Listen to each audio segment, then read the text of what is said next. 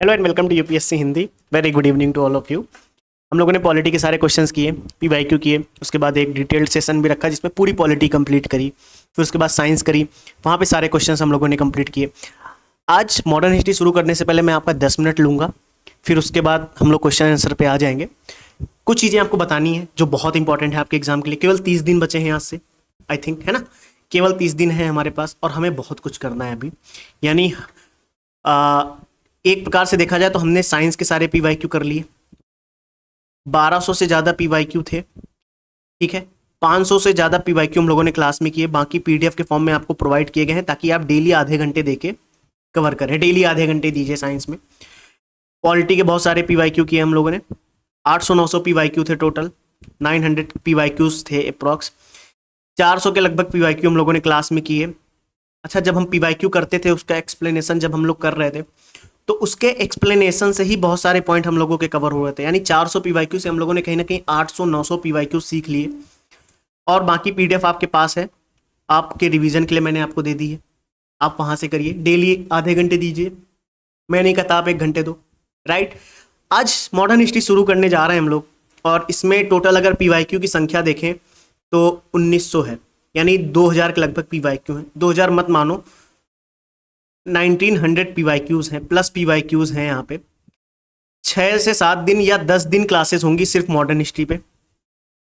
पहली चीज ध्यान रखेंगे, 2 आवर की क्लास डेली करेंगे। आज हो सकता है 1 ही आवर की रखें या 1.5 आवर की करें, क्योंकि आज कुछ चीजें हमें आपको बतानी भी हैं ताकि आप कल से डेली शेड्यूल में रहो। तो इन 10 क्लासेस में डेली हम प्रयास करेंगे कि 100 प्लस पीवाईक्यू हम लोग करें। कभी कभी होगा 50 हो पाएंगे, कभी होगा 110 हो जाएंगे, है ना, कभी 150 भी हो जाएंगे। लेकिन सबसे ज्यादा फोकस किस पे रखेंगे इसके साथ साथ, अगर आप ध्यान से देखो तो इसके साथ हमारा फोकस कहीं ना कहीं रहने वाला है एक्सप्लेनेशन पे, ठीक है। तो अगर हम 50 पीवाईक्यू भी करते हैं तो उसका एक्सप्लेनेशन इतना डिटेल में होगा कि वो कहीं ना कहीं 100 प्लस पीवाईक्यू या फैक्ट या इंफॉर्मेशन के फॉर्म में आपके पास जाएगा। अब एक चीज, जिन्होंने कुछ भी नहीं पढ़ा है मॉडर्न हिस्ट्री में, अब उन पे बात करेंगे जिन्होंने कुछ भी नहीं पढ़ा, और जरूरी है उनके बारे में बात करना इस वक्त, क्योंकि कहीं ना कहीं एग्जाम जब इतने करीब हो तो इस बारे में बात करना बहुत जरूरी है। तो कुछ चीजें हमें ध्यान रखनी है। मैं अब इसीलिए मैंने बोला था कि 10 मिनट मैं आपका लूंगा। तो मैं इतना जरूर कहूंगा आज की क्लास से कि जिसने भी मॉडर्न हिस्ट्री के ये सारे क्वेश्चंस बैठ के मेरे साथ कर लिए, यानी 900 प्लस पीवाईक्यू हम लोग करेंगे, उसका एक्सप्लेनेशन साथ में रहेगा। जिसने भी ये साथ में किए, प्रीलिम्स एग्जाम में मॉडर्न हिस्ट्री में अगर 25 सवाल आते हैं, 25 सवाल आते हैं तो वो बहुत इजी तरीके से 15 प्लस करने की स्थिति में रहेगा। क्लियर? कोई डाउट? क्योंकि 25 में से 25 आपको लगाने ही नहीं है यार। आप किस उसमें हो कि मुझे 25 के 25 सवाल लगाने, मत लगाओ। 25 के 25 सवाल लगाने ही नहीं है, बिल्कुल नहीं लगाने।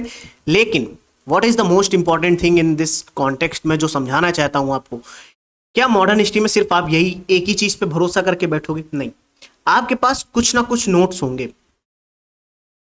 हो सकता है आपके वो सेल्फ नोट्स हो, राइट, या फिर हो सकता है किसी कोचिंग के नोट्स हो, राइट, या फिर हो सकता है घटना चक्र हो। मैं इसीलिए कहता हूं कि कोई भी सोर्स आपके पास होना चाहिए, वो इंपॉर्टेंट है, या फिर लूसेंट हो। इनमें से कोई एक चीज तो होगी आपके पास।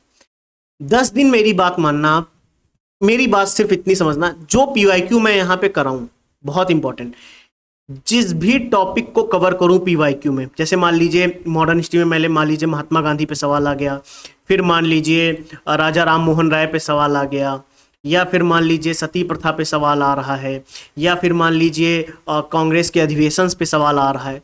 आप कुछ मत करना, जो भी सवाल यहाँ पे किए जाए ना, बस आप उन टॉपिक्स को अपने नोट्स से, या जो नोट्स आपके पास हैं अगर कोचिंग के नोट्स हैं उससे, या फिर घटना चक्र से, या फिर लूसेंट से, इनमें से किसी एक से, मैं फिर कह रहा हूं, इनमें से किसी एक से आप उसे कवर कर लेना। यहां पे तो मैं पढ़ाऊंगा ही, यहां पे जितनी इंफॉर्मेशन उस क्वेश्चंस के रिगार्डिंग, मतलब उस क्वेश्चंस के रिगार्डिंग होगी, वो सारी मैं आपको दूंगा, राइट लेकिन उसके बाहर कोई भी इंफॉर्मेशन अगर आपके पास आती है, it is very important to realise that कि वो आपको अपने नोट्स से या कहीं से कवर करनी बहुत ज़रूरी है। एक बार रीड करना ज़रूरी है, याद करना ज़रूरी है। क्या आप ये करोगे? आज कमेंट में लिखो जी हाँ ये मैं करूँगा, कि जो क्वेश्चंस यहाँ पे मॉडर्न हिस्ट्री के कवर कराए जाएंगे उन्हें मैं अपने नोट्स से या फिर किसी भी जो मेरे पास जो सोर्स है मैं उससे कवर करूँगा। क्लियर? पहली चीज़ ये आपको करनी है, इस समय ये करना ज़रूरी है। अब अगर मॉडर्न हिस्ट्री की यहाँ पे पीवाईक्यू की क्लास मान लीजिए 2 घंटे की होती है, तो आप इसके बाद मॉडर्न हिस्ट्री में 1 आवर दे दीजिए या 1.5 आवर दे दीजिए मेरे कहने पे, जो सिर्फ आपका रिवीजन होगा, जो क्या होगा आपका रिवीजन या मेमोराइजेशन बोल सकते हैं, चीज़ों को याद करना बोल सकते हैं। Very important. क्लियर? अब जैसे ये कोचिंग्स के नोट्स हो गए या घटना चक्र हो गया या लूसेंट हो गया, कुछ भी है, एनीथिंग, ये आपका वेरी इंपॉर्टेंट प्रोसेस है, ये करना बहुत ज़रूरी है। विदाउट दिस आप कहीं ना कहीं एक बहुत बड़े लूप में रहोगे। आपको लगता है कि यहाँ पे मैं 1900 पीवाईक्यू कर लूँगा तो मेरे सारे सवाल सही होंगे। पहली चीज़, 1900 पीवाईक्यू करने के बाद इतना कॉन्फिडेंस आपके अंदर रहेगा कि मॉडर्न हिस्ट्री के 25 में से 15 सवाल आप कर ले जाओगे, 100% कर ले जाओगे, 100%। लेकिन हमें थोड़ा सा एफर्ट और लगाना है ताकि मैं 20 सवाल कर सकूं, 18, 19 सवाल, 20 सवाल कर सकूं। उसके लिए मैं आपसे बोल रहा हूं, आप ये जरूर कर लेना। तो अब आप मुझे ये बताइए कि जो चीज मैंने अभी एक्सप्लेन करी, क्या ये आप लोग करेंगे? आई थिंक ये करना बहुत जरूरी भी है और आपको करनी भी चाहिए। क्लियर? मॉडर्न हिस्ट्री का सारा पॉइंट यहां पे समझ आ गया आपको? यानी यहां पे पीवाईक्यू होंगे, आपको पीवाईक्यू के उन्हीं टॉपिक्स को अपने नोट्स से पढ़ते हुए चलना है। क्लियर? आई थिंक अब कोई डाउट इसमें से नहीं होगा, राइट? अब मैं आपको एक चीज और बताता हूं जो बहुत जरूरी है बताना मेरे लिए, आपके लिए काफी जरूरी है और मुझे बताना उचित है। नहीं बताएंगे तो समझ में नहीं आएगा, काफी डाउट्स हो जाएंगे आपके। चलो मैं यहां पे लिखे दे रहा हूं, आप समझ लीजिए। चलो यहां पे साइड पे जगह है, चलो मैं यहां पे समझा देता हूं आपको। एक चीज बहुत इंपॉर्टेंट है जो आपको समझना बहुत जरूरी है। हमारे पास 30 डेज है केवल, वेरी इंपॉर्टेंट, ठीक है? कुछ पॉइंट्स मैं 4 से 5 पॉइंट्स लिखूंगा जो आपको, मतलब 1000 वीडियो देख लो, 1,00,000 वीडियो देख लो, 5 करोड़ वीडियो देख लो, समराइजेशन यही होगा जो मैं अब 5 पॉइंट्स में बताने वाला हूं। प्लीज अगर प्रीलिम्स क्वालिफाई करना है तो जो मेरा पहला पॉइंट है ना, इसे गलती से भी स्किप मत करना, वरना प्रीलिम्स फेल हो जाओगे। आई नो कि ये जो वर्ड्स मैं यूज कर रहा हूं बहुत हार्श हैं या फिर बहुत रूड किस्म के हैं, आपको बुरा भी लग सकता है, लेकिन गलतियां जब होती हैं तो इंसान कहीं ना कहीं पीछे जाता है। तो इस समय आपकी एक गलती आपको काफी दिन पीछे लेके जाएगी, ये बात ध्यान रखना। हो सकता है आपको मेरी बात बुरी लगे, आपको लग रहा हो ये बकवास करने के लिए सामने बैठा है, छोड़ो इसका वीडियो हटाओ, मुझे नहीं सुनना, आप जाओ, आप आराम से चले जाओ, मुझे वैसे भी कोई फर्क नहीं पड़ने वाला है। मैं उन बच्चों के लिए हूं यहाँ पे जो कंटिन्यूसली मेहनत कर रहे हैं और भटकना नहीं चाहते हैं। अगर आपको ये लगता है, बहुत बहुत बहुत सरल शब्दों में, कटु शब्दों में मैं आपको ये बताता हूं कि अगर आपको ये लगता है कि जो कैमरे के इस साइड बैठ के व्यक्ति आपको पढ़ा रहा है ये आपको प्रीलिम्स क्वालिफाई करा देगा, बहुत बहुत बहुत गलत धारणा बना के बैठे हो आप। ठीक है, मैं आपको हर एक स्टेप पे गाइड करूंगा, लेकिन अंततः काम तो आप ही को करना है। रिवाइज कौन करेगा? आप। याद कौन करेगा? आप। नोट्स कौन बनाएगा? आप। एमसीक्यू कौन लगाएगा? आप। पीवाईक्यू कौन लगाएगा? आप। टेस्ट सीरीज कौन लगाएगा? आप। एग्जाम देने कौन जाएगा? आप। 90% तो काम आपका है ना। अगर मान लीजिए चलो 70% काम आपका है, 30% काम मेरा है, तो मैंने पहले भी ये प्रॉमिस किया था आपसे, विजय पथ की पहली क्लास में ये प्रॉमिस आपसे किया था कि मैं अपना 30% 100% दूंगा, और वो मैं दे रहा हूं। अब जो स्टेप्स आपको फॉलो करने हैं, प्लीज ये 30 दिन आप ये गलती मत करना जो मैं आपको बताने जा रहा हूं। आप क्या फॉलो करना वो देखना। मुझे पता है ये मैंने पहले भी बोला है, रिपीट में बार बार करूंगा तो कोई दिक्कत नहीं। जो भी आपका सोर्स है,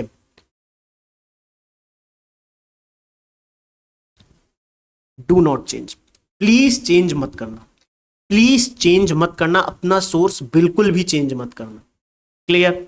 and the second which is most important, source किसी भी सब्जेक्ट का हो, history, geography, polity, economy, environment, ecology, science, किसी भी सब्जेक्ट का सोर्स हो, चेंज मत करना, चाहे जो, चाहे लूसेंट ही क्यों ना हो, चेंज मत करना, पढ़ो जाके जाओ। सेकेंड,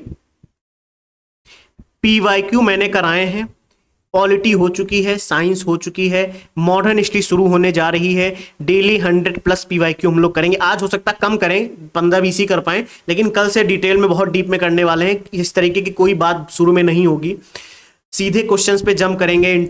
सीधे क्वेश्चंस पे जंप होगा, कोई इंट्रोडक्शन नहीं, कोई नहीं। गुड इवनिंग, गुड मॉर्निंग होते ही क्लास शुरू, क्वेश्चन शुरू। पीवाईक्यू के 100+ क्वेश्चंस होंगे, उनका एक्सप्लेनेशन भी होगा, प्लीज प्लीज प्लीज जो क्वेश्चंस आपके रॉन्ग हो उन्हें नोट्स में ऐड करते चलना। जो क्वेश्चन आपके रॉन्ग हो उन्हें नोट्स में ऐड करते चलना, बहुत इंपॉर्टेंट है। आप भूल जाओगे, पीडीएफ आपके पास हजारों पीडीएफ अभी भी फोन में पड़ी होंगी, ये भी एक पीडीएफ की तरीके से पड़ी रहेगी, इसलिए मैं कह रहा हूं प्लीज नोट्स में ऐड कर लेना, ठीक है। चलो अब आपको क्या करना है, पीवाईक्यू तो मैं करा रहा हूं, ऐसे ही आपने सारे पीवाईक्यू के, यानी कुल मिलाकर आपको पीवाईक्यू करने हैं। जो यहां पे ना हो पाए वो आपको एटलीस्ट अपने एंड पे करने पड़ेंगे। तीसरी चीज उससे भी ज्यादा इंपॉर्टेंट, पीवाईक्यू से भी ज्यादा इंपॉर्टेंट, रिवीजन। जो भी पढ़िए दिन भर में, भाई साहब शाम को रिवीजन होना चाहिए किसी भी कीमत पे। 1 घंटे, 30 मिनट, 40 मिनट, 2 घंटे, ये रिवीजन ब्रेक नहीं होना चाहिए।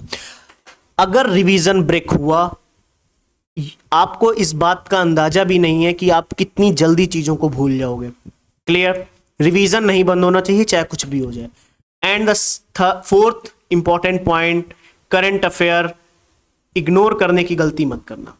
इस समय करंट अफेयर इग्नोर करना मतलब आप अपने पैरों पे कुल्हाड़ी मारोगे।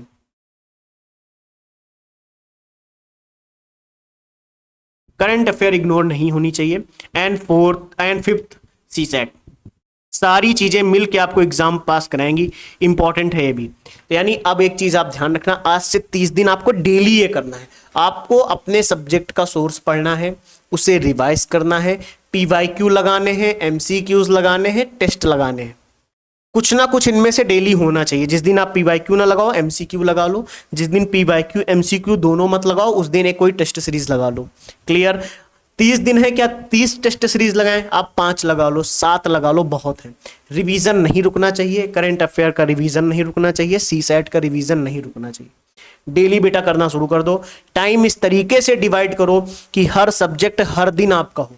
यानी अगर आप 10-12 घंटे देना चाहते हो, इसीलिए मैं कहता हूं ये समय जो है सबके लिए नहीं है, वेरी टफ है इस समय। और जो बच्चा इस समय 10 घंटे से कम देगा, कहीं ना कहीं वो प्रॉब्लम में आ सकता है। मैं इसीलिए कहता हूं कि शुरू के 5 घंटे आप ऐसे निकाल लो और 5 घंटे की 2 स्लाइड बनाओ।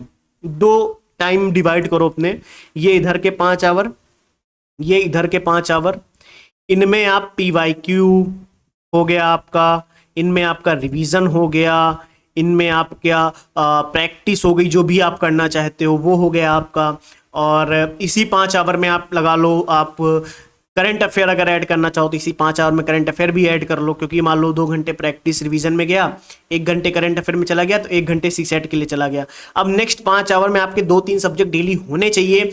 मॉडर्न हिस्ट्री मैं करा रहा हूं, आप मेरे साथ बैठ के अगर 2 घंटे मॉडर्न हिस्ट्री कर रहे हो तो वो यहाँ की प्रैक्टिस में आ रहा है ना, तो इसको यहाँ पे ऐड मत करो। आप यहाँ पे अपना मॉडर्न हिस्ट्री का सोर्स पढ़ो, उसे रिवाइज करो। और कोई एक सब्जेक्ट कोई और उठा लो, जिसको आप साइंस उठाना चाहो, पॉलिटी उठाना चाहो, कोई एक सब्जेक्ट उठाओ। बेटा टॉपिक ढूंढो, जो आपका टॉपिक वीक है, जो भी टॉपिक वीक है वो उठाओ और पढ़ना शुरू करो। क्लियर? ये चीज मुझे बतानी बहुत जरूरी थी, क्योंकि कंटिन्यूसली आपके मैसेज आ रहे थे। और मैं फिर ये कहूंगा, you will clear UPPCS prelims 2025 at this moment. Yes, आप अभी भी क्लियर कर सकते हो, लेकिन आपको जिस मेहनत की जरूरत है वो मेहनत आपको करनी पड़ेगी। ठीक है, चलें आगे। कई बार ये बीच में भी जो लैग हुआ है इसको मुझे रोकना पड़ेगा, लेकिन ये चीज ध्यान रखनी। मैं अभी थोड़ा सा एक चीज और बताता हूं, थोड़ा कैमरा ऑफ रखेंगे, ध्यान से सुनना, इधर मैं लिख रहा हूं, ठीक है। क्या इंपॉर्टेंट है हमारे लिए, कोई भी सोर्स हो आपका, कोई भी सोर्स हो, उसका रिवीजन, प्रैक्टिस, पीवाईक्यू, रिवीजन। इस प्रैक्टिस में बहुत सारी चीजें आ सकती हैं। अगर आपने यूपीएससी हिंदी की टेस्ट सीरीज लगा ली है तो मैं इतना जरूर कहूंगा कि आपको बहुत सारी चीजें फिर नहीं करनी पड़ती, कोई सोर्स नहीं देखना पड़ता, क्योंकि उसके एक्सप्लेनेशन से ही 20-30 सवाल, 40 सवाल डायरेक्ट एग्जाम में आते हुए देखे गए हैं। बहुत आसानी से आप कर सकते हो। लेकिन जिन्होंने टेस्ट सीरीज नहीं लगाई, कोई बात नहीं, वो अभी इस चीज को फॉलो जरूर करें। अगर चाहो तो लास्ट के 10-15 दिन में 2-4-5 टेस्ट जरूर लगा लो, बहुत जरूरी है। चलें आगे। चलो अब मैं कुछ क्वेश्चंस पे जंप करूंगा और देखते हैं आज किस तरीके से क्वेश्चंस किए जाएंगे वगैरह वगैरह। मैंने कैमरा इसलिए ऑफ किया क्योंकि मेरे स्क्रीन की लाइट 2 बार ऑफ हो चुकी है, इसलिए। चलो अब मैं डायरेक्ट क्वेश्चंस पे जंप करूंगा और कैसे करेंगे, आज 15-20 सवाल करेंगे। कल से प्रॉपर एक टाइम रहेगा 7 बजे का। आपको 2 घंटे 1 घंटे 45 मिनट ऐसे डेली बैठना पड़ेगा यहाँ पे मेरे साथ क्लास में।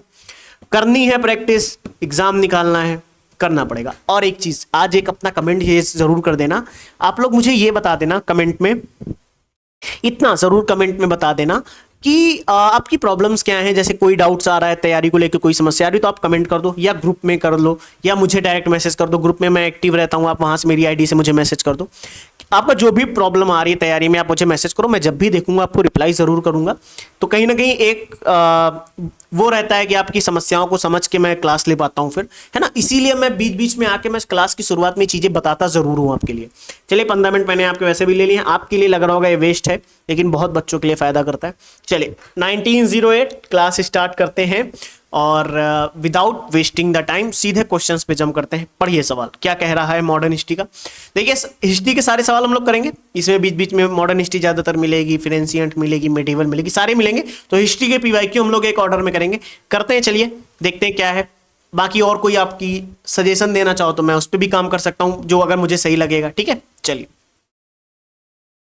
चलो सवाल पढ़ो क्या कह रहा है। सवाल कह रहा है बंकिम चंद्र चट्टोपाध्याय, बंकिम चंद्र चट्टोपाध्याय के बारे में सवाल है।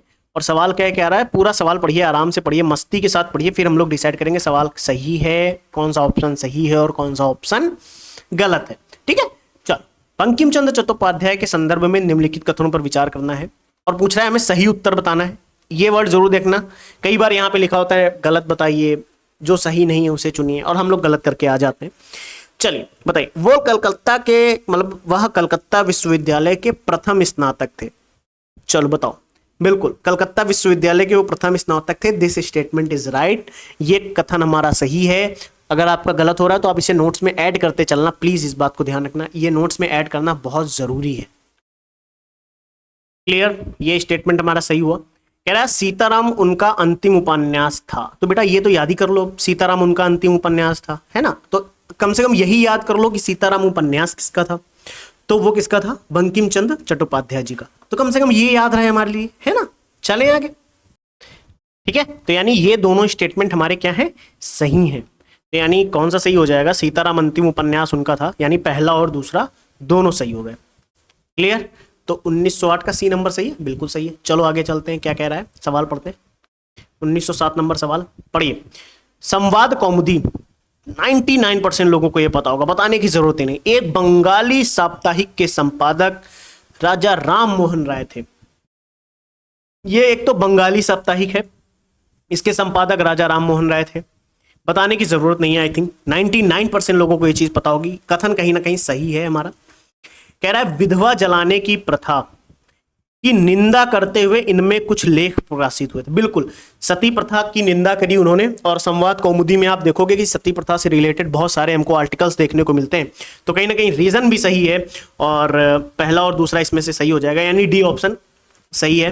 ए और आर दोनों सही है, और आर ए की सही व्याख्या भी करता है। ठीक है, चलो नेक्स्ट क्वेश्चन पे चलते हैं। क्या कह रहा है, अक्टूबर 1940 में गांधी जी ने कुछ चुने हुए लोगों द्वारा सीमित सत्याग्रह का आह्वान किया।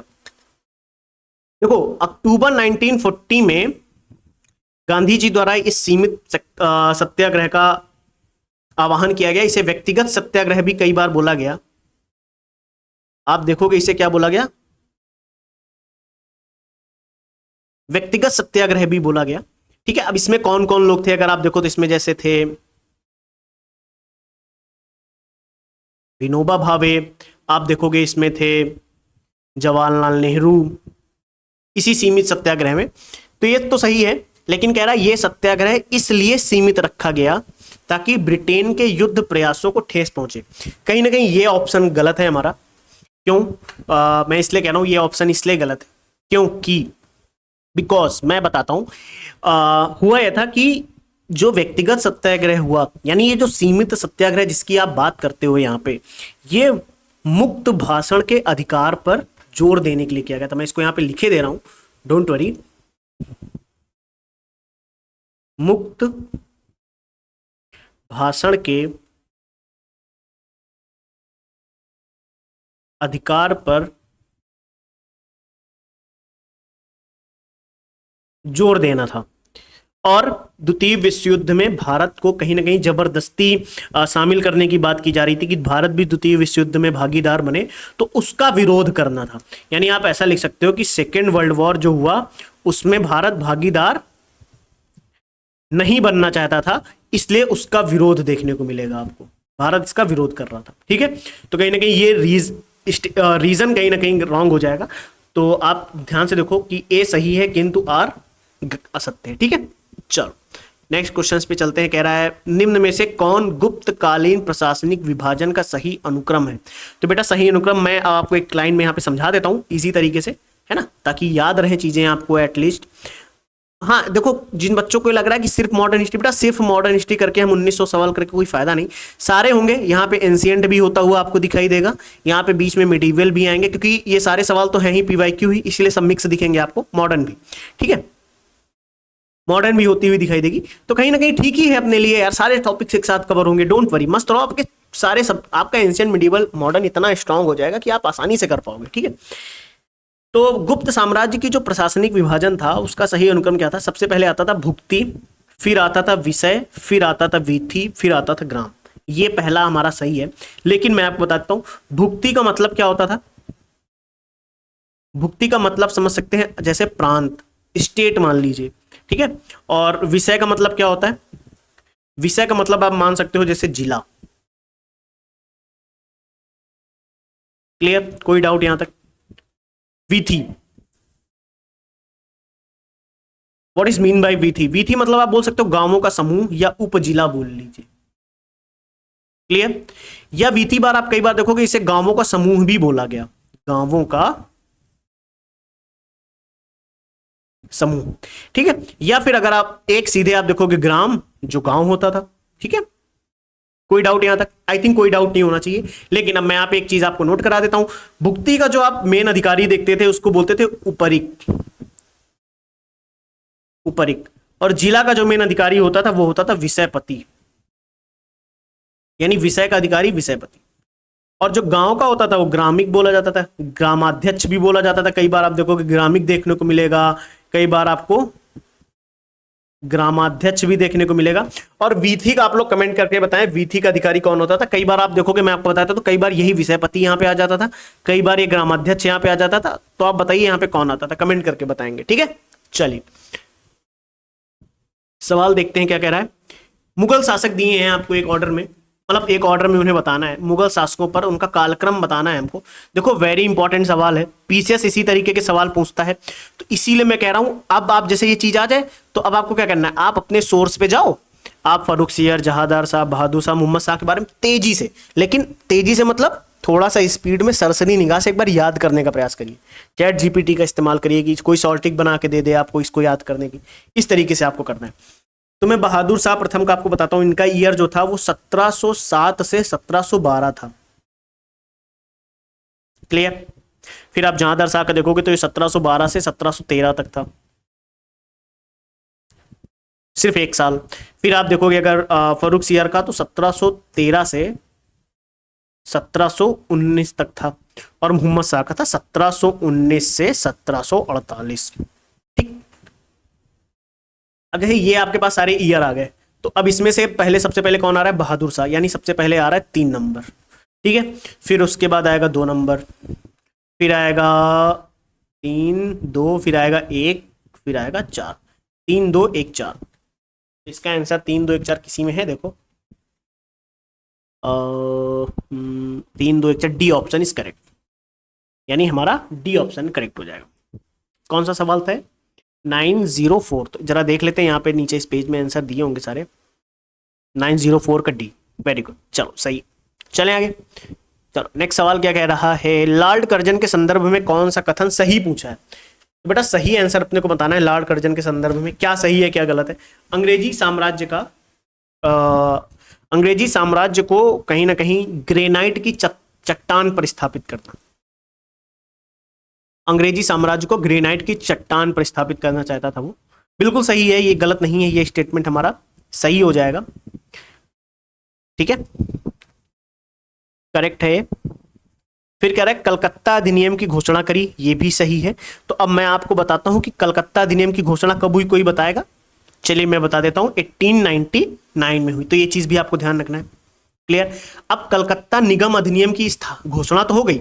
इस पहली चीज मैं इसको यहां पे लिख देता हूं ताकि और भी चीजें आपको बतानी है। तो आया कब? 1899 में। ठीक है, लेकिन इसके इंपॉर्टेंट पॉइंट क्या थे पता है? कुछ इंपॉर्टेंट पॉइंट मैं आपको बताता हूं, बहुत तेजी से समझने का प्रयास करिएगा। जो कलकत्ता निगम अधिनियम था ना, इस नगर निगम अधिनियम में हुआ क्या, सॉरी नगर निगम बोलना है, इस निगम में क्या लिखा गया कि कलकत्ता नगर निगम, कलकत्ता नगर निगम में जो निर्वाचित भारतीय सदस्य थे, इनकी संख्या क्या कर दी गई? कम कर दी गई। क्लियर। इनकी संख्या कम हो गई, लेकिन आप देखोगे इधर की संख्या कम हुई है अगर, तो कहीं ना कहीं आप देखोगे ब्रिटिश अधिकारियों की संख्या बढ़ गई। जो ब्रिटिश अधिकारी थे उनकी संख्या क्या होती चली गई? बढ़ती चली गई। एक स्टेटमेंट ये भी ध्यान रखना, स्टेटमेंट के फॉर्म में आपसे पूछ सकता है। अब अगर ब्रिटिश अधिकारियों की संख्या बढ़ेगी तो आप एक कॉमन सेंस लगाओ, कहीं ना कहीं ब्रिटिश कंट्रोल हमें बढ़ता हुआ दिखाई देगा, कहीं ना कहीं ब्रिटिश कंट्रोल हमें बढ़ता हुआ दिखाई देगा। अब अगर कहीं ना कहीं भारतीय सदस्यों की संख्या कम हो रही है, तो जो भारत का स्वशासन है, जो स्वशासन है, भारतीयों की स्वशासन में भागीदारी क्या हो जाएगी? यानी ये स्टेटमेंट अगर आता है आपसे तो क्या आप ये गलत करके आओगे? यानी स्वशासन में भागीदारी किसकी? भारतीयों की, वो कम होती हुई दिखाई देगी हमें। ठीक है। अब देखो जब ब्रिटिश कंट्रोल बढ़ रहा है, तो ब्रिटिश कंट्रोल बढ़ने के साथ साथ आप देखोगे ब्रिटिश क्या चाह रहे हैं कि केंद्रीकरण हो जाए। केंद्रीकरण का मतलब सारी पावर सेंट्रल में आती चली जाए, सेंट्रल में मतलब एक जगह पे आती चली जाए, है ना। इस तरीके से आप ब्रिटिश कंट्रोल कहीं ना कहीं बढ़ता हुआ देख रहे हो कि नहीं देख रहे हो? ये चीज आप ध्यान रखेंगे आप। चलें आगे, चलो, यानी ये दोनों हमारा सही है, तो यानी बी ऑप्शन इज करेक्ट। चलें, चलो नेक्स्ट सवाल कौन सा है? 1902 नंबर सवाल है।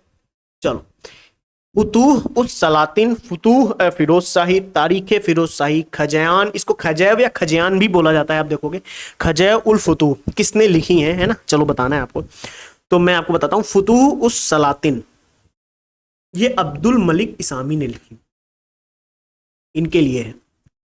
और फुतूहत फिरोज शाही, ऑब्वियस सी बात है, फिरोज शाही, फिरोज शाह तुगलक। तारीख फिरोज शाही जियाउद्दीन बर्नी, ये ध्यान रखना, आप यहां से फिरोज शाही ऐसे मत लगा देना, तारीख फिरोज शाही जियाउद्दीन बर्नी। और खजयान उल फतूह, खजयो उल फतूह अमीर खुसरो। ठीक है। और खजयो उल फतूह को आप देखोगे तारीख अलाई भी बोला जाता है, मैं लिखे दे रहा हूं, कहीं अगर ये वर्ड लिख के आ जाए तो कंफ्यूज मत होना, तारीख अलाई। I think this point is clear. Clear? क्या जो चीज मैं आपको बता रहा हूं क्या समझ में आ रही है आपको, या ऊपर से जा रही है? बेटा मुझे पता है कि आज 1-2 घंटे की क्लास मैं नहीं लूंगा, क्यों? क्योंकि कई चीजें होती हैं, आपको समझना भी जरूरी, इसीलिए मैंने शुरू की क्लास में सारी चीजें बताई और मैंने कहा था कि मैं बीच बीच में आराम से बताता हुआ चलूंगा। तो आपको कल से एक नोट्स अपने पास तैयार रखना है, जहां पे क्वेश्चंस गलत हो चुपचाप शांति से नोट करो, आगे बढ़ो, ऐसे शांति से नोट करते चलो, आगे बढ़ते चलो। ठीक है। और बहुत एकदम बुलेट पॉइंट में, की पॉइंट में, पूरा एक्सप्लेनेशन नहीं लिखना है, बस की पॉइंट में लिखते हुए चलना है। और यही आप रिवाइज करते रहोगे, दोबारा आपको क्लास नहीं देखनी। अगर आप दोबारा क्लास में आओगे तो मेरे लिए तो व्यू आएगा ना, मेरा तो बढ़िया ही काम है, बढ़िया आप व्यू बढ़ा रहे हो मेरा। मत आओ दोबारा यार, समय नहीं है इतना एग्जाम के लिए अब। ठीक है, तो इसे याद करो। चलो, फुतूह उस सलातिन अब्दुल मलिक इसामी, याद करो, फुतूह उस सलातिन अब्दुल मलिक इसामी, फुतूह उस सलातिन अब्दुल मलिक इसामी। आंखें बंद करो, मैं बोल रहा हूँ, फुतूह उल सलातिन, फुतूह उस सलातिन अब्दुल मलिक इसामी, तारीख फिरोज शाही जियाउद्दीन बर्नी, तारीख फिरोज शाही जियाउद्दीन बर्नी, फुतूहात फिरोज शाही फिरोज शाह तुगलक, फुतूहात फिरोज शाही फिरोज शाह तुगलक। ठीक है। खजय उल फतूह, जिसको खजयान उल फतूह या तारीख अलाई भी बोला जाता है, वो किसने लिखी है? अमीर खुसरो ने। ठीक है, तो ये बहुत इंपॉर्टेंट सवाल है अपने आप में। इस तरीके के सवाल मिडीवल इंडिया से हमेशा पूछे गए हैं। प्लीज इसे रिवाइज करना और अपनी नोट्स में, चाहे लूसेंट हो या जो भी बुक है, जो भी नोट्स है, वहां से इस टॉपिक को एक बार याद करने का प्रयास करना। आप देख रहे हो पीवाईक्यू में आया है तो दोबारा आने की संभावनाएं हैं। ठीक है, चलें आगे। चलो नेक्स्ट सवाल क्या कह रहा है, हम लोग सवाल पे सीधे जंप करते हैं। एक चीज, एक सेकंड रुकना, ये क्या हुआ, नीचे नीचे नीचे, चलो चलो। बंगाल ब्रिटिश इंडियन सोसाइटी की स्थापना 1843 में जॉर्ज थॉमसन के प्रयासों का परिणाम था। तो बेटा जॉर्ज थॉमसन के प्रयासों का परिणाम था, ये तो मैं मानूंगा, ये करेक्ट है। बंगाल ब्रिटिश इंडियन सोसाइटी की स्थापना 1843 में हुई, पहली बात तो ये ध्यान रखना। बंगाल ब्रिटिश इंडियन सोसाइटी की स्थापना 1843 में हो रही है। बंगाल ब्रिटिश इंडियन सोसाइटी की स्थापना 1843 में हो रही है, सही है। बंगाल ब्रिटिश इंडियन सोसाइटी की स्थापना, बंगाल ब्रिटिश इंडियन सोसाइटी की स्थापना 1843 में जॉर्ज थॉमसन के द्वारा की गई। तो आप ये याद रखोगे, मैंने 2-3 बार हालांकि बोल दिया है, हमारा ये कथन सही है, गलत नहीं है, बिल्कुल नहीं। कह रहा है जॉर्ज थॉमसन को, इनको द्वारकानाथ टैगोर इंग्लैंड से भारत राजनीतिक आंदोलन संगठित करने के लिए लाए थे। बिल्कुल सही, रीजन भी सही है, यानी हमारा कथन भी सही है और कारण भी सही है। D option is correct. ठीक है, चलो नेक्स्ट क्वेश्चन देख रहे हैं। भारत में ब्रिटिश काल में किसके कार्यकाल में पहली बार जनगणना हुई है? तो आई थिंक 99% लोग इसका करेक्ट जवाब देंगे, लॉर्ड मेयो। तो जो कि सही भी है, गलत नहीं है, लेकिन मैं आपको एक चीज बता देता हूं, लॉर्ड मेयो के शासनकाल में हुई कब? 1872 में। ये याद रखेंगे, ईयर भी एटलीस्ट ध्यान रखें। लेकिन आपको बता दूं, एक थी, अगर आपसे समकालिक जनगणना पूछ ले, भारत की पहली समकालिक जनगणना अगर आपसे पूछे तो ये किसके शासनकाल में हुई है? ये हुई है लॉर्ड रिपन के शासनकाल में, 1881 में हुई है, ध्यान रखना। क्लियर? और ये इंपॉर्टेंट भी है, पूछे जाने की संभावनाएं बनी रहती है। कह रहा है बुरहानुल मुल्क सादत खान, पूरा नाम सुनिए आप, एक ऐसे है, बुरहानुल मुल्क सादत खान के संदर्भ में निम्नलिखित कथनों में से कौन सा सही है? अवध के स्वतंत्र राज्य का संस्थापक सादत खान था, बिल्कुल सही। अवध का स्वतंत्र संस्थापक कौन था? सादत खान था। ठीक है, 1722 में करी थी इसने स्थापना। कब करी थी? 1722 में। और एक चीज मैं आपको इसके बारे में बताता हूं, इसका फैक्ट एक मैं आपको बताता हूं कि मोहम्मद शाह था ना, मोहम्मद शाह, अरे मुगल सम्राट, इसने अवध का सूबेदार इसे नियुक्त किया था। मतलब बुरहानुल मुल्क शहादत खान को अवध का सूबेदार किसने नियुक्त किया? मोहम्मद शाह ने। ठीक है, और एक चीज ध्यान रखना, मुगल दरबार में सैयद बंधुओं के खिलाफ जब साजिश रची जा रही थी तो उस रची गई साजिश का ये सादत खान हिस्सा भी था। यानी सैयद बंधुओं के खिलाफ विरुद्ध में, सैयद बंधुओं के विरुद्ध षड्यंत्र में भाग लिया, बिल्कुल सही, हाँ लिया। और एक चीज मैं आपको बताऊं, 1720 में सैयद हुसैन अली खान की हत्या भी करी इसने। किसने? सादत खान ने। क्लियर? ध्यान रखेंगे। अच्छा, ये देखो पीएसएस इसी तरीके के फैक्ट पूछता है, उसको नहीं परवाह कि बच्चा क्या पढ़ के आ रहा है, क्या पढ़ के नहीं आ रहा, वो कुछ भी पूछता है, बहुत कठिन कठिन फैक्ट पूछता है यार। थोड़ा सा एनालिसिस पूछो तो सही भी रहता है, इतना टफ फैक्ट पूछने की रिक्वायरमेंट नहीं होती यार, कई बार इतने कठिन फैक्ट पूछने की जरूरत भी नहीं। चलो हम लोग नेक्स्ट सवाल करते हैं, क्या कह रहा है? कह रहा है कि मीराते सिकंदरी, वाह बुक का नाम आ गया देखो फिर से, मीराते सिकंदरी के संदर्भ में कौन सा कथन सही पूछा है। कई बार ये देखना कौन सा कथन यहाँ पे असत्य लिख दे तब क्या करोगे, है ना। इसमें गुजरात सल्तनत महमूद बेगड़ा के राज्य की सुख समृद्धि का वर्णन किया गया है, करेक्ट। मीराते सिकंदरी में एक तो पहली बात तो ध्यान रखना, कहाँ के सुल्तान के बारे में बात की गई है? गुजरात के सुल्तान के बारे में बात की गई है। और मीराते सिकंदरी में सुल्तान कौन था गुजरात का? महमूद बेगड़ा। क्लियर है, सुख समृद्धि का वर्णन किया गया है, ये स्टेटमेंट करेक्ट है, ध्यान रखेंगे। क्लियर? कोई डाउट?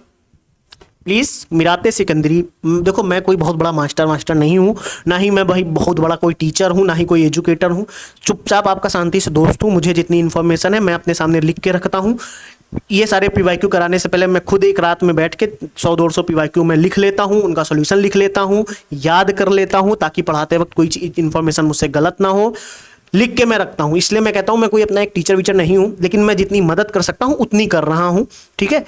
इसलिए शांति से बेटा आप पढ़ो, जो गलतियां लोग कर रहे हैं उन गलतियों से बचो। ये क्वेश्चन है मिराते सिकंदरी, जैसे अब ये है, मैंने पहले से पढ़ रखा था। गुजरात के भाई साहब राजा थे, महमूद वेगड़ा थे, उनके सुख समृद्धि का वर्णन किया गया है, व्यापारिक मार्गों की सुरक्षा के बारे में बताया गया है। अब इसको लिखा किसने, तो इब्न मोहम्मद मांझू ने इसे लिखा भी था। सारी चीजें मैंने लिख के रखी, मैं आपको बता रहा हूँ। देखो आपको ये चीज नहीं सोचनी है कि यार ये क्या है, ऐसे कैसे। भाई साहब आपको मिलना चाहिए इन्फॉर्मेशन, आपको मिलनी चाहिए नॉलेज, आपको मिलना चाहिए पॉइंट जो इंपॉर्टेंट है, बस आगे बढ़ो यार। हम एक लूप में फंसे हुए हैं। पता, एक गलती मैं आपको बताता हूं, शायद आप भी कर रहे हो और शायद आगे भी करो। ए मास्टर है, बी मास्टर है, सी मास्टर है, इस बारे में जरा आप बताइएगा क्या ये गलती आपसे हुई। प्लीज प्लीज ये आप मुझे बताइएगा क्या ये गलती आपसे हुई है या नहीं। आप मुझे प्लीज इस बारे में बताइएगा। हाँ सर ABCD वाली आप ये कमेंट कर देना सर, हाँ टीचर्स वाली गलती हुई, टीचर्स ढूंढने की गलती करी, बहुत भटका इधर उधर, मैं समझ जाऊंगा आप क्या लिख रहे हो। मान लीजिए आपने ए टीचर भी हिस्ट्री का है, बी टीचर भी हिस्ट्री का है, सी टीचर भी हिस्ट्री का है, डी टीचर भी हिस्ट्री का है, ठीक है। चलो चारों टीचर हिस्ट्री के हैं। इन्होंने मान लीजिए आपको पढ़ाया एंशिएंट इंडिया, ठीक है। आपने एंशिएंट इंडिया पढ़ा, और एंशिएंट इंडिया में आपने क्या पढ़ा, मान लीजिए वैदिक सभ्यता पढ़ी, वैदिक सिविलाइजेशन आपने पढ़ा, ठीक है। अब होगा क्या, इन्होंने मान लीजिए पढ़ाया और आपके कुछ नोट्स बनवा दिए, team team team team team team team team team team team team team आपके नोट्स बनवा दिए, बढ़िया। आप रिवाइज कर रहे थे, आप बार बार रिवाइज कर रहे थे, आपको बड़ी खुशी थी, मेरा तो काम आसान हो गया, मैं रिवाइज करूं वगैरह वगैरह।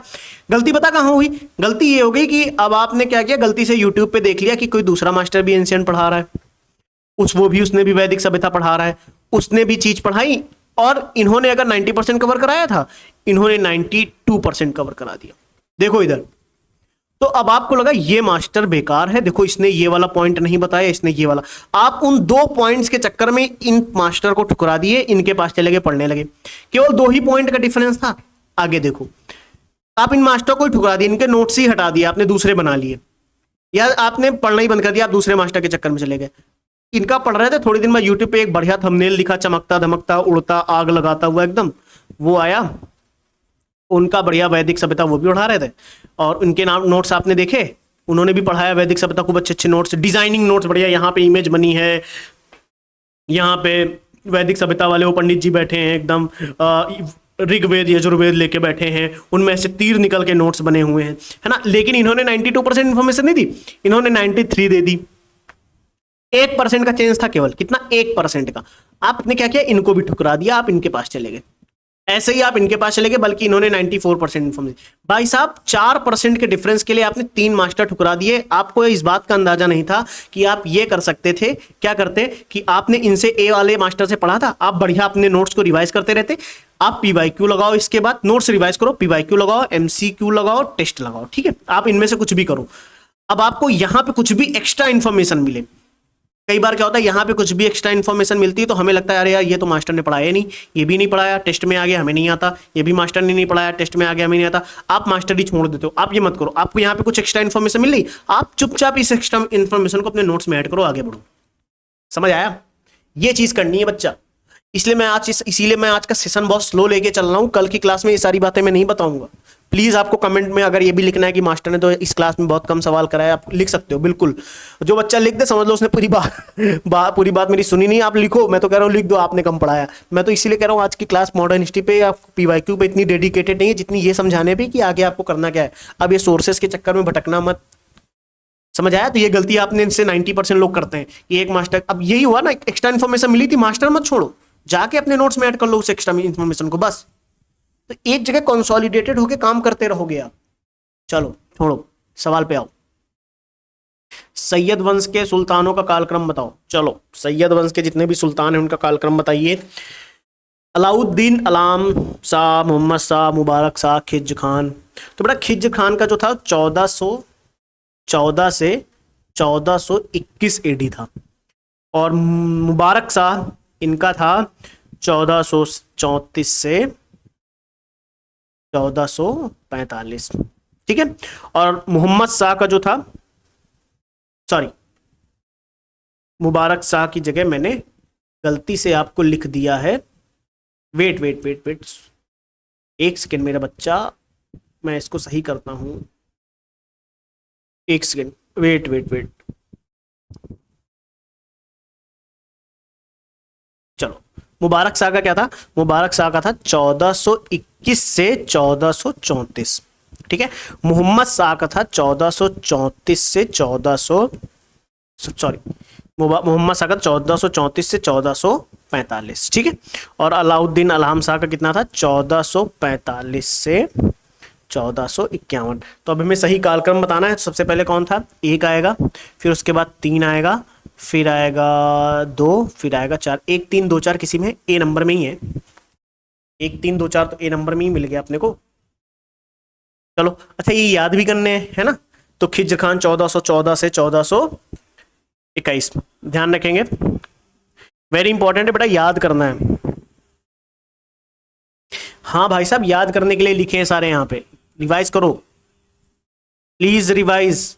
क्लास में 2 मिनट का समय लीजिए, मैं पॉज हूं, मैं रुकूंगा, मैं भी याद कराता हूं। चलो, खिज्र खान 1414 से 1421, खिज्र खान 1414 से 1421, मोहम्मद शाह 1421 से सॉरी मुबारक शाह 1421 से 1434, खिज्र खान 1414 से 1421, मुबारक शाह 1421 से 1434, मोहम्मद शाह 1434 से 1445, अलाउद्दीन अल्हम शाह 1445 से 1451। प्लीज प्लीज प्लीज इसे याद करिएगा, ठीक है।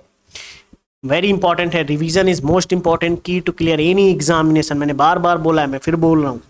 चलो सवाल पढ़ते हैं, क्या कह रहा है? बिपिन चंद्र पाल के संदर्भ में कौन सा कथन सही है? सही कथन पूछा है यहाँ पे। तो बिपिन चंद्र पाल के बारे में बताता हूं भाई साहब, वो ब्रह्म समाजी नेता थे, बिल्कुल सही है। समाज सुधारक थे, ये भी सही है। तो यानी पहला स्टेटमेंट तो सही है, ठीक है।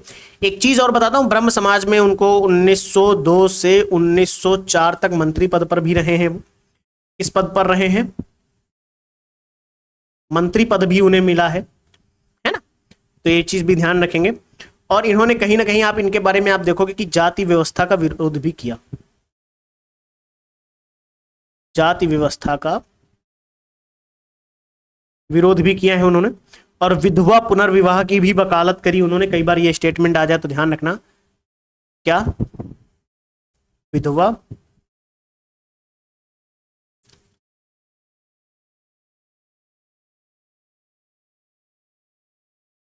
पुनर्विवाह, विधवा पुनर्विवाह की। भाई साहब, चमकती धमकती स्लाइड नहीं आती पेपर में, लाइनें लिख के आती हैं। देखो, न्यू इंडिया नाम की एक साप्ताहिक पत्रिका प्रकाशित करी, दिस स्टेटमेंट इज राइट। कब करी? 1907 में करी, ये चीज ध्यान रखेंगे, क्लियर। तो ये स्टेटमेंट तो सही हो जाएगा हमारा, स्टेटमेंट गलत नहीं है, ठीक है। लेकिन आपको यहां पे एक चीज मैं बताता हूं, एक चीज ध्यान रखना, यहां पे तो दोनों स्टेटमेंट सही है हमारे, ठीक है। लेकिन एक टॉपिक में आपको यहां पे एक पॉइंट बताना बहुत जरूरी समझता हूं, कई बार गलती हो जाती है हमसे। यहां पे लिखिए न्यू इंडिया, ये कैसा है? साप्ताहिक पत्रिका है ना। एक न्यू इंडिया दैनिक अखबार भी आया, ठीक है। वो किस भाषा में आया? अंग्रेजी भाषा में आया था। किस भाषा में आया न्यू इंडिया? अंग्रेजी भाषा में आया। किसने किया था पता है? एनी बेसेंट, 1914, ठीक है। इस अखबार ने क्या किया? ये अखबार था, तो कई बार कंफ्यूजन ना हो इस वजह से मैं इसको कवर करा रहा हूं। इसके बारे में बताता हूं इसने, और ऐसे ही लिख के नोट्स में आता है, एग्जाम में आता है, होम रूल आंदोलन, होम रूल आंदोलन को, एक सेकेंड, होम रूल आंदोलन के दौरान, लिख लीजिए अगर आपको नहीं पता है, दौरान भारतीय स्वशासन को बढ़ावा दिया। ये चीज आप ध्यान रखेंगे, ठीक है, क्लियर। तो कई बार अगर आप न्यू इंडिया के बारे में कुछ तरीके से कभी सवाल है तो थोड़ा सा अपने आप को देखना, दैनिक अखबार के बारे में बात कर रहा है कि साप्ताहिक पत्रिका के बारे में बात कर रहा है, ये वर्ड थोड़ा सा ध्यान रखना, ठीक है, इंपॉर्टेंट है इस वजह से। ठीक है, अपने आप में ये वर्ड इंपॉर्टेंट हो जाता है। चलें आगे, या याद करेंगे यहाँ पे एक बार। चलो, ब्रह्म समाजी नेता थे बिपिन चंद्र पाल, समाज सुधारक भी थे, और 1902 से 1904 के बीच में मंत्री पद भी हासिल किया है उन्होंने। जाति व्यवस्था का विरोध भी किया, विधवा पुनर्विवाह की वकालत भी करी, न्यू इंडिया नाम की साप्ताहिक पत्रिका भी निकाली, 1907 में निकाली, और एक न्यू इंडिया नाम का दैनिक अखबार भी था जो कि अंग्रेजी भाषा में था, एनी बेसेंट जी ने शुरू किया, और होम रूल आंदोलन के दौरान भारतीय स्वशासन को बढ़ावा भी दिया। चलें आगे। चलो, सवाल कह रहा है दक्षिण अफ्रीका के संघर्षों ने गांधी जी को राष्ट्रीय आंदोलन के नेतृत्व के लिए तैयार किया। हाँ, दिस स्टेटमेंट इज राइट। कहीं ना कहीं दक्षिण अफ्रीका के संघर्षों ने ही गांधी जी को तैयार किया कि वो इस चीज के लिए तैयार हो, है ना। तो ये स्टेटमेंट तो सही है, ये स्टेटमेंट तो गलत नहीं है हमारा। बिल्कुल क्लियर, हाँ हाँ बिल्कुल सही, डोंट वरी, मस्त रहिए, गलत नहीं है। दक्षिण अफ्रीका में हुआ क्या कि दक्षिण अफ्रीका में रहते हुए गांधी जी ने सत्याग्रह, अहिंसक प्रतिरोध और जल आंदोलन के आयोजन के तरीके सीखे और विकसित किए। उन्होंने कई तरीके सीखे वहाँ पे और उनको विकसित भी किया, और इस अनुभव से जब वो भारत लौटे हैं तो उन्होंने स्वतंत्रता आंदोलन का नेतृत्व करने की नींव बनाई। अच्छा, गांधी जी ने दक्षिण अफ्रीका में देखा कि भारतीय समुदाय भले ही विभिन्न पृष्ठभूमि से, रंग भेद और अन्याय के खिलाफ एकजुट होकर खड़े हुए, उन्होंने अपनी लड़ाई में काफी जुझारूपन और बलिदान की भावना भी दिखाई थी। ठीक है, कहीं ना कहीं इस अनुभव ने गांधी जी को यह आत्मविश्वास दे दिया था कि अच्छा, दक्षिण अफ्रीका में जब वो चीज देख रहे हैं तो उसी तरीके से उनको यहाँ पे भी लग रहा है कि कहीं ना कहीं ये चीज होगी यहाँ पे भी। तो उस आत्मविश्वास के साथ जब वे भारत लौटे हैं तो उन्होंने जब उन्हें यह आत्मविश्वास आया कि वो भी एक राष्ट्रीय आंदोलन का नेतृत्व करेंगे, तो भारतीय जनता भी बड़े उद्देश्यों के लिए इस तरह का संघर्ष, बलिदान करने को तैयार होगी, उनका ऐसा मानना था। और कहीं ना कहीं ये पॉइंट भी हमारा सही है। तो कई बार आप देखोगे यार ये पॉइंट यहाँ पे आंसर में क्या दिया है, देखते हैं एक सेकंड। 1895 का आंसर क्या दे रहा है, बी। बी में क्या है, ए सही आर गलत। यार ऐसा नहीं है ना, ए सही बी गलत, इसमें ये माना है। तो एक बार इसको मैं क्लियर कर दूंगा। हालांकि कहीं ना कहीं दक्षिण अफ्रीका में भारतीयों के जुझारूपन को देखकर गांधी जी को यह विश्वास हो गया था कि भारतीय जनता किसी उद्देश्य के लिए जुझारू, संघर्ष और बलिदान के लिए तैयार हो जाएगी। ये स्टेटमेंट सही है ना। तो आप अभी मेरे लिए आप यही मानो कि डी ऑप्शन इज करेक्ट। बाकी मैं इसको कल एक बार दोबारा क्लियर कर दूंगा, ठीक है। चलो नेक्स्ट सवाल क्या कह रहा है, रुद्रमा वारंगल के काकतीय वंश की चौथी स्वतंत्र शासक थी। तो भाई साहब सही है, रुद्रमा जो थी, पहली बात तो अब इसको ऐसे तोड़ के याद करो, तोड़ के याद करो बेटा, मैं तोड़ के याद कर रहा हूं। तो रुद्रमा जो थी वारंगल के काकतीय वंश की शासक थी, चौथी स्वतंत्र शासक थी, ठीक है। 1262 से 1295 के बीच में आप इन्हें देखोगे, ठीक है। इन्होंने तमिलनाडु के पांड्य शासकों को भी हराया, ठीक है। उड़ीसा के पूर्वी गंग शासकों ने जो हमला किया था उसको भी विफल किया, क्लियर है। और देवगिरी के सेवना शासकों को पराजित किया। सेवना मतलब आप यादव समझ सकते हैं,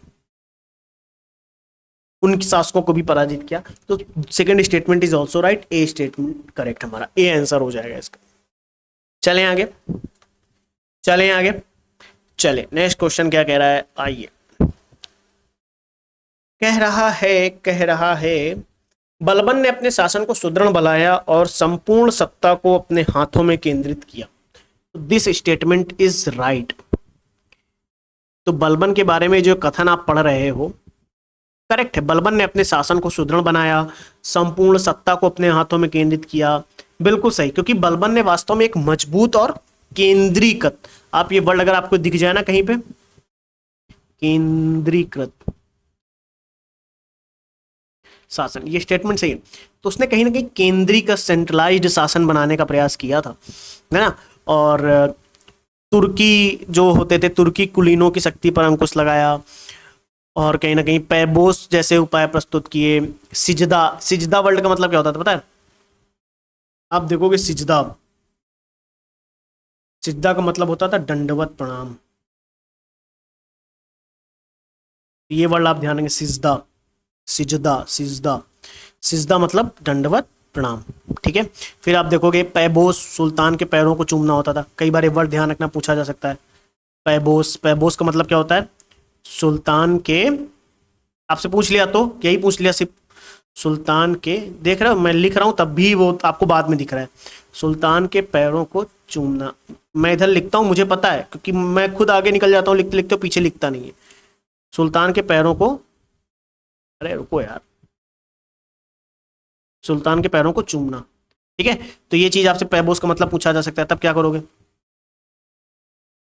ये चीजें याद रखनी है भाई साहब। सुल्तान के पैरों को चूमना। वह उत्तर पश्चिम सीमा की मंगोल आक्रमणों से सुरक्षा करना चाहता था। ये रीजन कहीं ना कहीं जो स्टेटमेंट है वो सही है।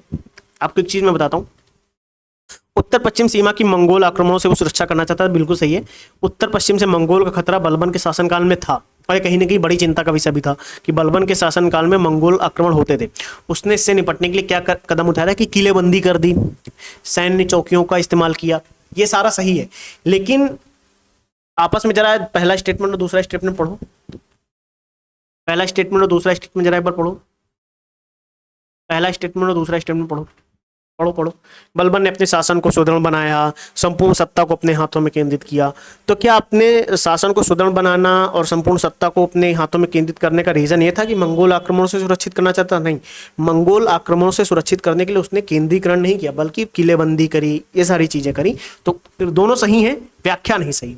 ठीक है, तो सी होना चाहिए। हाँ देखा, सी ऑप्शन इज करेक्ट। एक काम करते हैं, आज आप लोग पहले प्रिपेयर होके आइए कल से, और प्रॉपर नोट्स के साथ यहाँ बैठना, यानी अपना एक रफ पेन के साथ यहाँ बैठना। जो भी इंफॉर्मेशन, क्योंकि हिस्ट्री अपने आप में डायनेमिक सब्जेक्ट है, टफ है, इसमें ज़्यादा इनपुट भी देना पड़ता है। ज़्यादा आउटपुट लेने के लिए ये चीज़ ध्यान रखना, क्या कि ज़्यादा आउटपुट देने के लिए, ज़्यादा आउटपुट देंगे तो हमें ज़्यादा इनपुट मिलेंगे।